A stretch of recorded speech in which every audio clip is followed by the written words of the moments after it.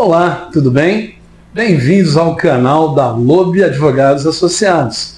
Nesse canal nós trazemos convidados especiais, especializados, que vão tratar de assuntos muito interessantes para que você esteja mais informado a respeito dos seus direitos. O nome é Geraldo Bispo e os convidados hoje são especiais realmente. Estou aqui hoje com a doutora Márcia Costa e com o doutor Felipe Butzki. E o assunto de hoje, é direito médico odontológico da saúde. E quais os benefícios da equiparação hospitalar? O que é isso, doutora Márcia, equiparação hospitalar? Explica um pouco para a gente, um prazer tê-la aqui. Bom dia, o prazer é meu, de estar aqui e poder contribuir e falar um pouco sobre o serviço que a gente presta, E hoje, como você disse, o assunto é equiparação hospitalar.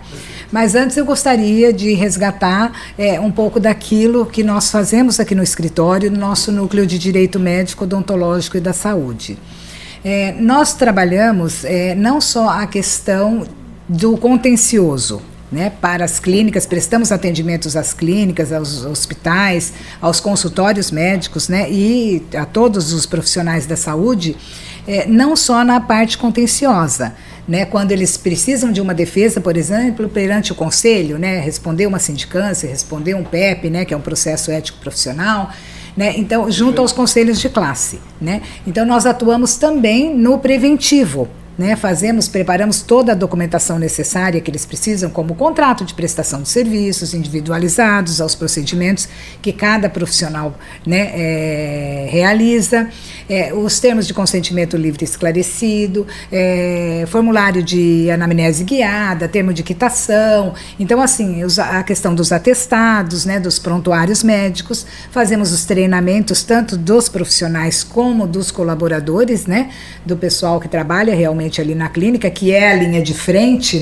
Claro. E que realmente tem a necessidade de ter um conhecimento sobre como atender, como entregar, se o documento pode ser entregue, para quem ele pode ser entregue, Então, porque são muito documentos que lidam na área da saúde, nós temos que tomar muito cuidado, porque nós estamos o tempo todo trabalhando com um volume de dados muito grande e dados sensíveis.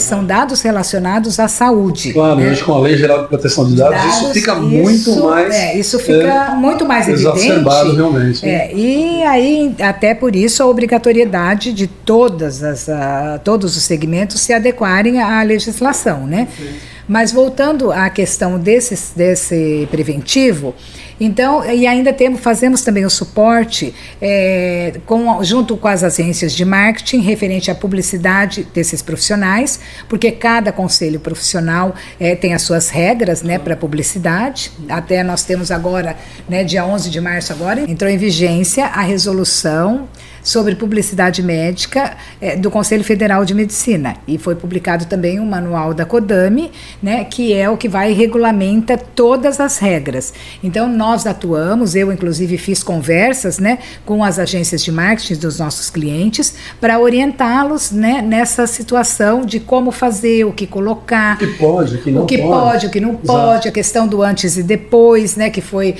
liberado, mas assim com muitas limitações, Então a gente tem que colocar isso, porque a gente vê muita no Instagram. Você abre o Instagram, você vê antes e depois, a foto do antes, a foto do depois, Mas isso, o manual da CODAME veio regulamentar isso, dizendo que não é dessa forma, que tem que ser no mínimo 4 imagens. Então, assim, tem toda uma consultoria que a gente presta para ser cumprida.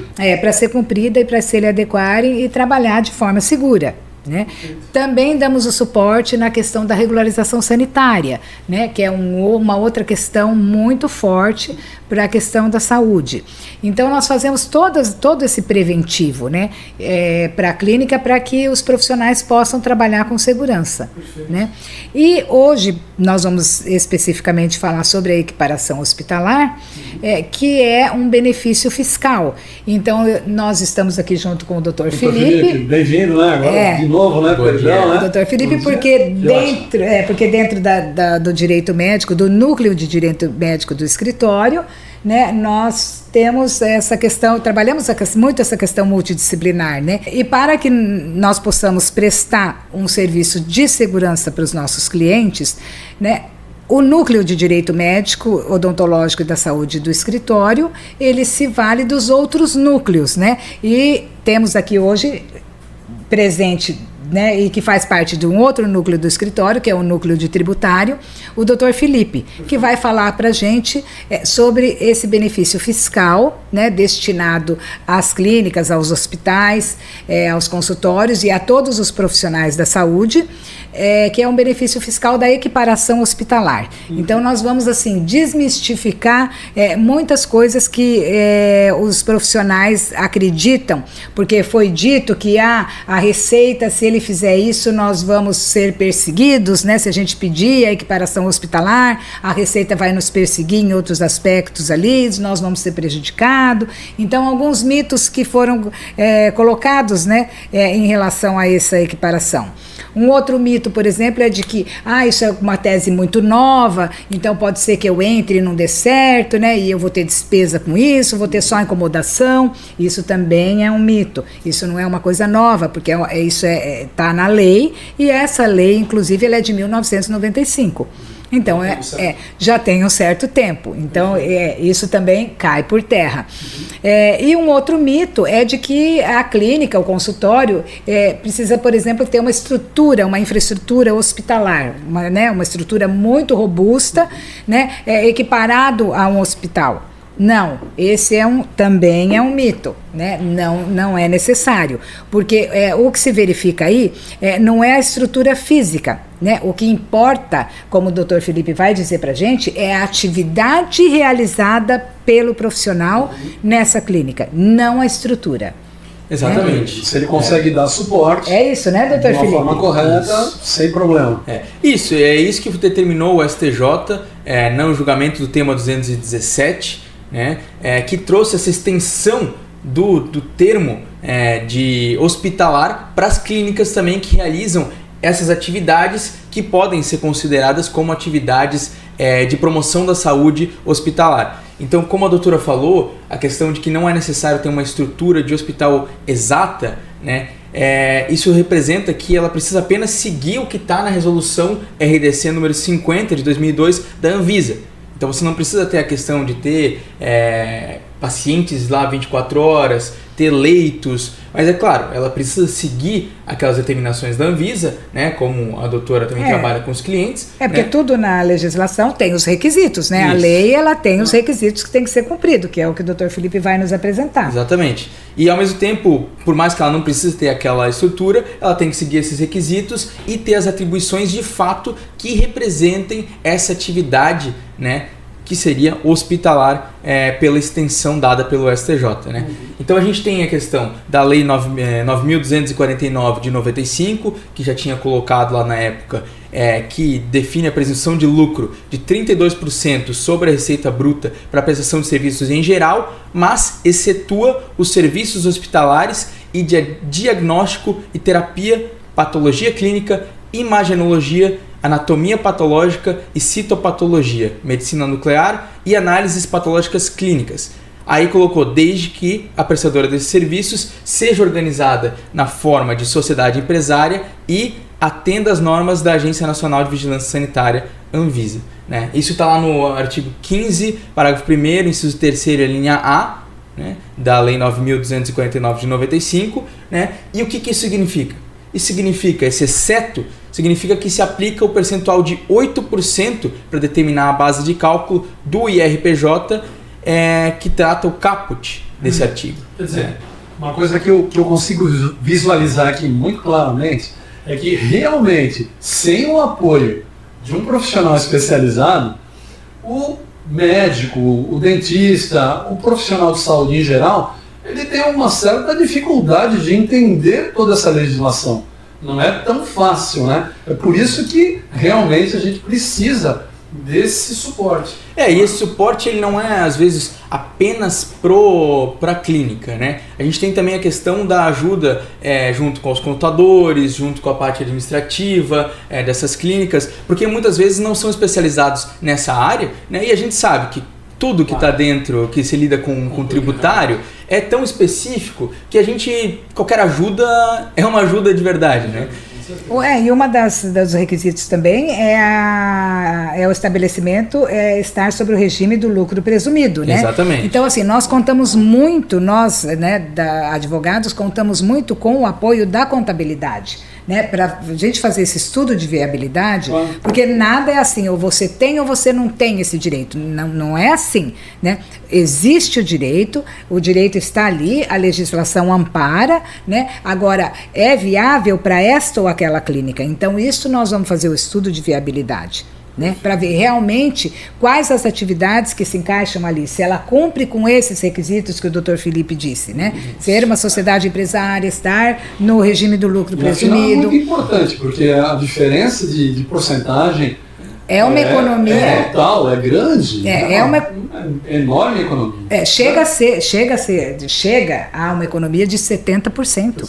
Exatamente, né? Tem a questão nos toda impostos. de... Então, é um montante que representa muita coisa ali na clínica, né? Isso, tudo depende do quanto que a clínica atua nessas áreas específicas, né? Que a gente tem essas áreas determinadas pela Instrução Normativa número 1234 de 2012, né, da Receita Federal, que ela foi atualizada pela Instrução Normativa 1540 de 2015, que lá no seu artigo 30 regulamentou aquilo que está lá na Lei 9.249 de 95, colocando que, para os fins dessa instrução normativa, são considerados serviços hospitalares aqueles que se vinculam às atividades desenvolvidas pelos hospitais, voltados diretamente à promoção da saúde, prestado pelos estabelecimentos assistenciais de saúde que desenvolvam as atividades previstas nas atribuições 1 a 4 da Resolução RDC número 50 de 2002 da Anvisa. E aí, o que diz essa resolução da Anvisa? Fiquei curioso agora, realmente. De 1 a 4, o que nós temos aí? O que encaixa, o que é cumprir as normas aí para atender a saúde? O que é saúde nesse contexto? Né? A gente tem a questão... E quais são exatamente os procedimentos, né, que se encaixam dentro para fazer jus ao benefício, né? A resolução ela traz nessas atribuições de 1 a 3, aquelas que são mais típicas de hospitais mesmo, né? Ou de empresas que prestam serviços emergenciais, como empresas de ambulâncias, né? E outros tipos de serviços de urgência, né?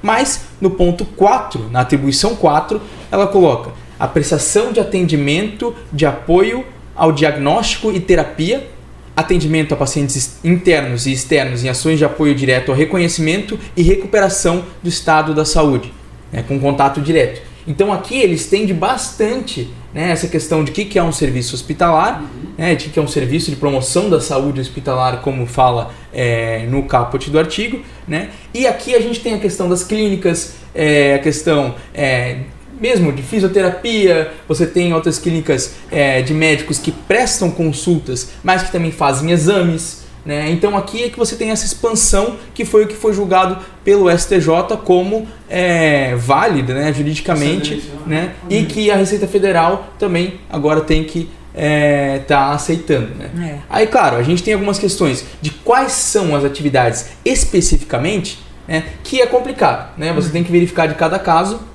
se aquilo é considerado um exame ou se aquilo é considerado uma consulta, né? Porque você não pode também forçar a barra, digamos assim. Né?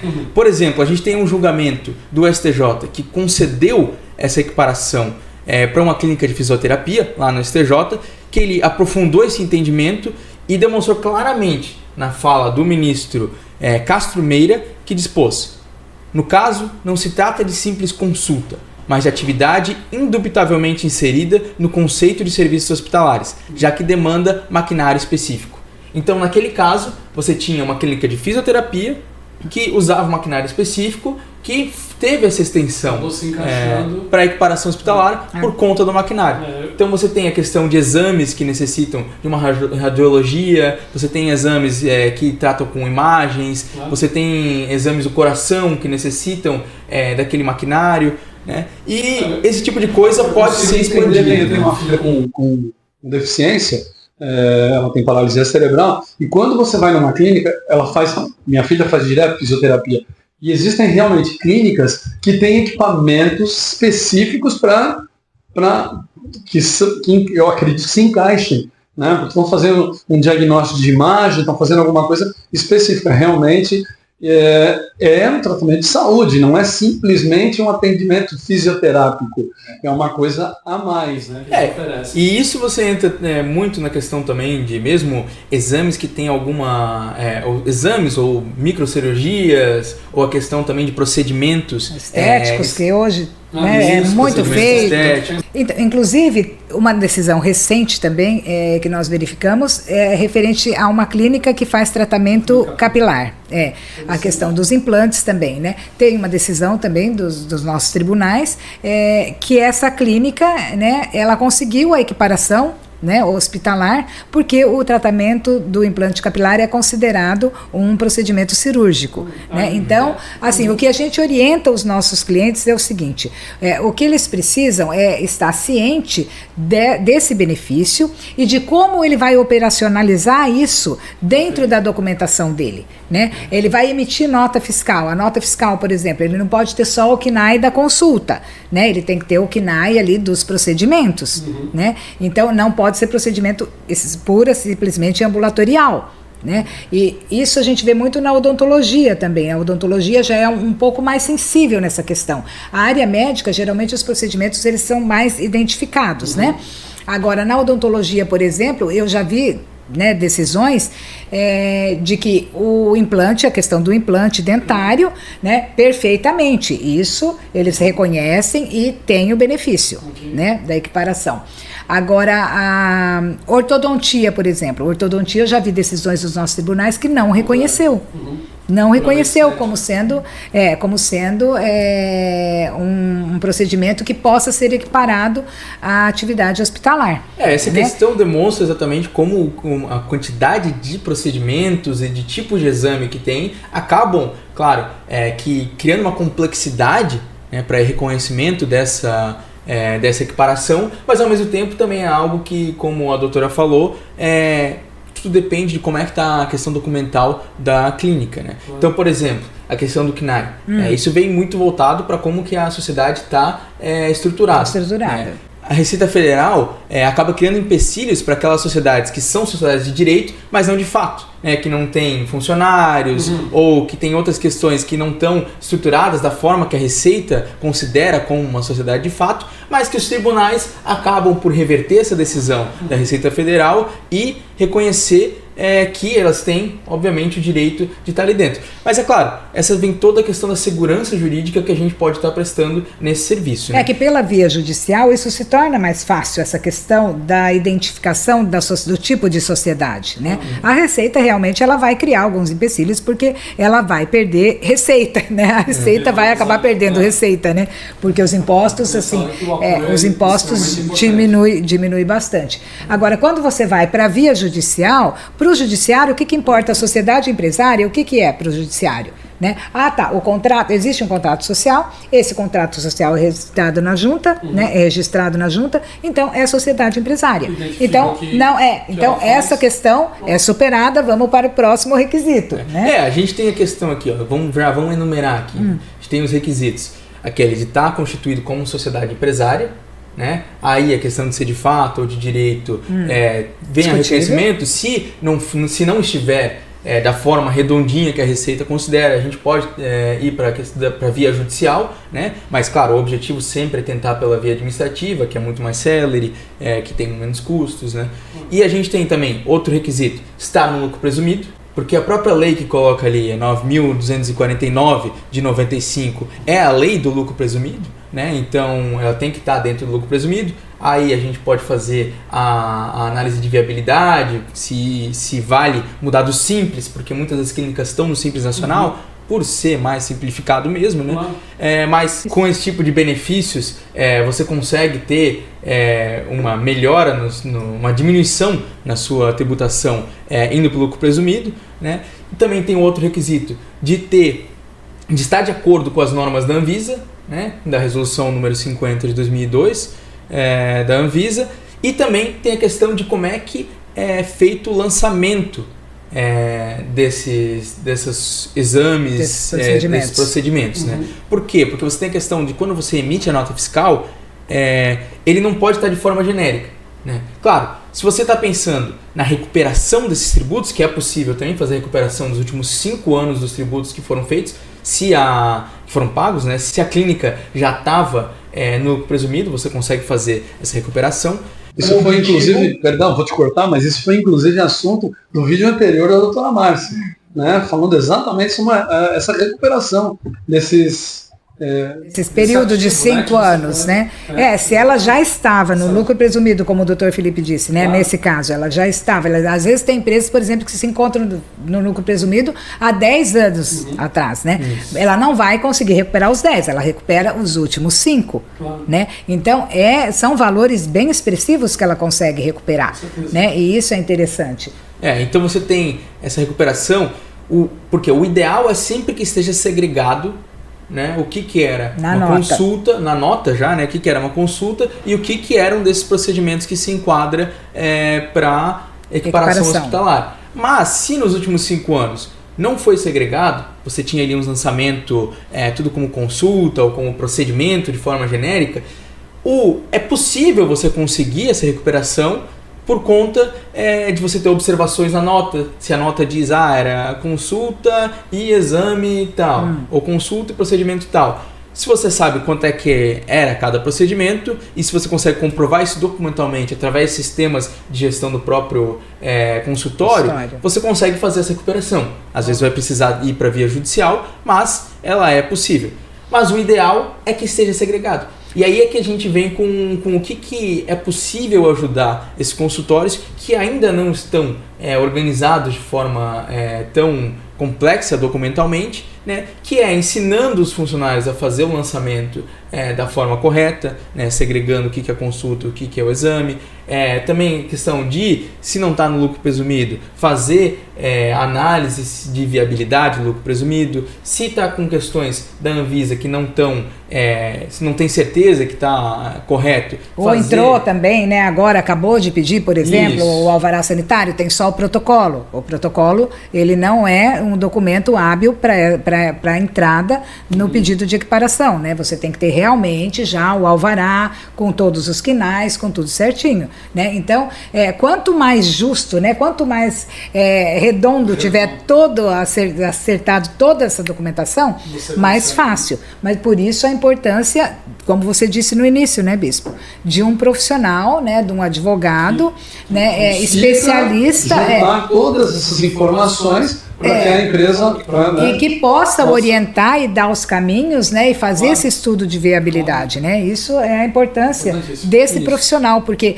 realmente existem várias questões ali que vão ser levantadas, né? Questão de nota, a questão dessa segregação, a questão de toda a documentação, né? Então, e se a gente conseguir comprovar isso, porque às vezes é o que o Dr. Felipe disse agora ainda há pouco, tem lá o KNAI, está tudo lançado no KNAI de consulta, né? E a descrição da nota procedimentos odontológicos ou procedimentos médicos, né?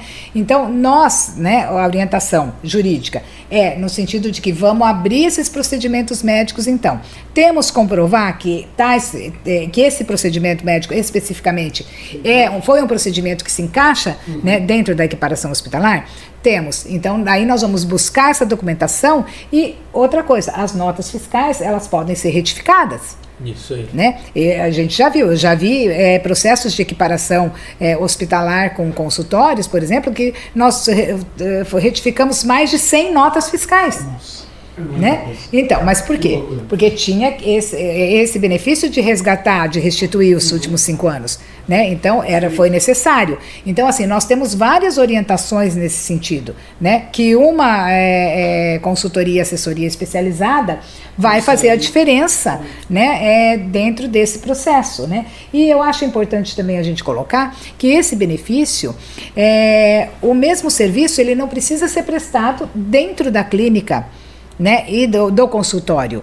Ele pode ser prestado por esse profissional, ele pode fazer jus a esse benefício fiscal, mesmo que ele preste esse serviço num terceiro, num outro local, no hospital, por exemplo. Né? É um profissional que ele vai até o hospital e vai fazer o procedimento lá. Ele também pode ser beneficiado disso, mesmo que não seja o procedimento realizado no seu espaço. Desde que ele esteja constituído das formas corretas, lógico, desde que se cumpra todos os requisitos. Porque tem muitos que estão ali como sociedades unipessoais, né? Tá. Não, aí se ele for mesmo representando a sociedade empresária, né, de que ele faz parte. E que o faturamento também seja feito através da sociedade empresária. Não pode estar prestando um serviço para o hospital, não. Talvez aí um anestesista que tem a sua própria empresa e vai prestar serviço de anestesia dentro de um hospital, numa cirurgia. Tá, ele pode fazer, ele tem direito à equiparação hospitalar. Então, ele não está dentro do ambiente da estrutura dele, da clínica dele, mas ele é constituído como uma sociedade empresária que está num local de um terceiro prestando serviço. Então, ele também tem o direito. E são benefícios muito interessantes, né? Porque a gente vê muitas clínicas dessas que acabam pagando muito por realmente estar pagando uma base de cálculo de 32% sobre a receita bruta total. Poderia ser 8% para o IRPJ e 12% para a CSLL. Então, é uma diferença que pode ser muito grande dependendo da quantidade de procedimentos, mas que, claro, vale a pena pelo menos verificar, né? E, claro, digamos que o investimento que ele vai ter com um especialista, com um advogado, né, compensa muito em relação ao que ele vai receber de volta, ou faturar mesmo, ou deixar de pagar a mais do que deveria. Exatamente. Então, o estudo de viabilidade é o mínimo, né? Pelo menos ver se dá. Temos que elencar tudo. Podemos entrar via administrativo? Cumpre todos os requisitos, temos todas as documentações, está tudo certinho, entramos pela via administrativa. Né? Temos alguma coisa que pode ser levantada lá na frente, então vamos pela via judicial. Essa via judicial hoje, nessas ações, elas não são tão demoradas. É um pouco mais célere, porque nós não temos a questão de audiências, nós não temos só matéria ali de direito mesmo, né? Então, geralmente, é um processo assim, mais ou menos uns 6 meses a gente já consegue um resultado positivo. Né? Então, é a questão de verificar realmente a viabilidade, né? Fazer um estudo realmente bem robusto a respeito disso e apresentar, né, para os profissionais, e eles decidem, né, se vão pela via judicial ou administrativa. A gente demonstra quais os riscos de uma, os riscos da outra, né, e aí ele opta pela qual ele achar mais viável ali no momento dele, né? Mas que ele tem uma economia assim muito significativa, isso não resta dúvida. Não só uma economia, como também às vezes dinheiro na mão, né? E isso é o porque inclusive inclusive a recuperação, então, inclusive ele pode receber isso em dinheiro, né? Ou então crédito, compensar, né? Em créditos que vão ser compensados ali. Perfeito. Né? Perfeito, que ótimo. Maravilhoso assunto, eu acredito que o profissional de saúde vai ficar muito interessado, né? E olha, eu agradeço muito vocês, né, a esclarecer isso para a gente, né? E quem está assistindo, não percam os vídeos, né? O assunto é da Lobe Advocacia, que realmente eles esclarecem muitas dúvidas que as pessoas têm. E olha, pode fazer você ficar com o bolso um pouco menos vazio, ou talvez bem mais cheio, né? Então, doutora Márcia, extremamente grato por sua presença, doutor Felipe idem. Não percam, vai ser muito bom estar com vocês. Um abraço fraterno, tudo de bom, até o próximo vídeo.